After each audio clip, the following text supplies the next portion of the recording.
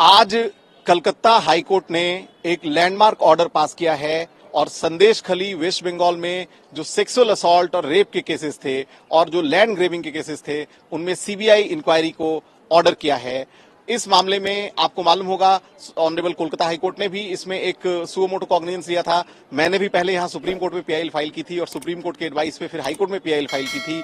उन सारे मामलों को सुनवाई करते हुए आज ऑनरेबल कलकत्ता हाईकोर्ट ने ये ऑर्डर पास किया है कि सीबीआई इस मामले की पूरी जांच करेगी। साथ ही साथ जो सबसे इंपॉर्टेंट पॉइंट है वो ये है कि इस मामले की जांच सीबीआई जो करेगी वो हाईकोर्ट की मॉनिटरिंग में करेगी, हाईकोर्ट के दिशा निर्देशन में करेगी और जहां भी अगर कोई कमी पाई जाएगी हाईकोर्ट के द्वारा तो निश्चित तौर पे उस पे सीबीआई से और जो जांच एजेंसीज हैं उनसे क्वेश्चनिंग होगी। तो निश्चित तौर पे ये संदेशखाली की महिलाओं के लिए बहुत बड़ी जीत का अवसर है।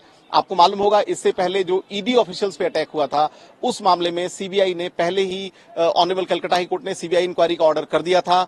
आज जो संदेशखाली का सबसे दुखद जो मामला था सेक्सुअल असॉल्ट रेप केसेस का, जिसमें कि ये आरोप था कि संदेशखाली में जो शेख शाहजहां और उसके गुंडे थे वो रात में लोगों के घरों में जाते थे, जो वहां के ट्राइबल्स थे, जो वहां की महिलाएं थी उनको उनके घरों से चूज करते थे, पिक करते थे।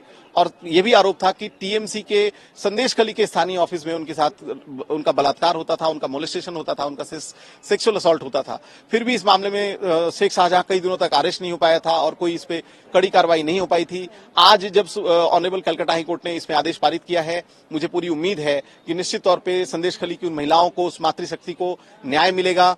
इस मामले में हाईकोर्ट ने यह भी हमें आदेश दिया है कि मेरे जैसे और भी जो पिटिशनर्स थे, जैसे मैं वहां पे पिटिशनर इन पर्सन था, मेरे जैसे और जो भी पिटिशनर्स थे, हम सब अपनी बातें, अपना ग्रीवांस या अपना कोई पॉइंट है तो वो सीबीआई को असिस्ट करने के दौरान दे सकते हैं। हमें एक ईमेल आईडी प्रोवाइड की जाएगी जिसके जरिए हम सीबीआई से अपने पॉइंट शेयर कर सकते हैं और सीबीआई इस मामले की जांच पे जो भी रिपोर्ट बनेगी, प्रिलिमिनरी रिपोर्ट 2 मई को कोलकाता हाईकोर्ट को सबमिट करेगी। साथ ही साथ स्टेट ऑफ वेस्ट बंगाल को ये आदेश दिया गया है कि इस पूरे मामले में सीबीआई को पूरी तरह से असिस्टेंस दी जाएगी। स्टेट के द्वारा जो ऑफिसर्स होंगे उनको प्रोटेक्ट किया जाएगा, हर तरह से कोई उसमें हर्डल ना हो, इसलिए हर तरीके का जो भी असिस्टेंस मिल सकता है स्टेट की ओर से वो दिया जाएगा। और सबसे इंपॉर्टेंट बात यह है कि मैंने अपनी पीआईएल में प्रेयर की थी कि विक्टिम को भी प्रोटेक्ट करना बहुत जरूरी है। विक्टिम्स को प्रोटेक्ट करने के लिए भी आज कलकत्ता हाईकोर्ट ने बहुत वाइड गाइडलाइंस निकाली हैं, ऑर्डर्स में डायरेक्शंस दिए हैं और ऑनरेबल कलकत्ता हाईकोर्ट ने बोला है कि सीबीआई ये भी इंश्योर करेगी कि जो इस मामले की विक्टिम्स हैं, जो संदेशखाली की महिलाएं हैं, उनकी सुरक्षा हो, उनके साथ कोई जाति ना हो। अब जबकि इस मामले की पूरी निष्पक्ष जांच होने वाली है, उनका कोई अहित ना कर सके। मैं बहुत होपफुल हूं अब, जबकि कोलकाता हाईकोर्ट ने इतना लैंडमार्क ऑर्डर पास किया है कि इस मामले में संदेशखाली की महिलाओं को न्याय अवश्य मिलेगा। जैसा कि पिछली बार हमने देखा था ईडी अटैक वाले मामले में जो स्टेट ऑफ वेस्ट बंगाल है उसने सुप्रीम कोर्ट में एक अपील फाइल की थी जो और सीबीआई इंक्वायरी को अपोज किया था। उस सुप्रीम कोर्ट की अपील को सुप्रीम कोर्ट ने डिसमिस कर दिया था और जो ईडी अटैक का मामला था उसमें सीबीआई इंक्वायरी जारी है। शेख शाहजहां उस मामले में ऑलरेडी जेल में है।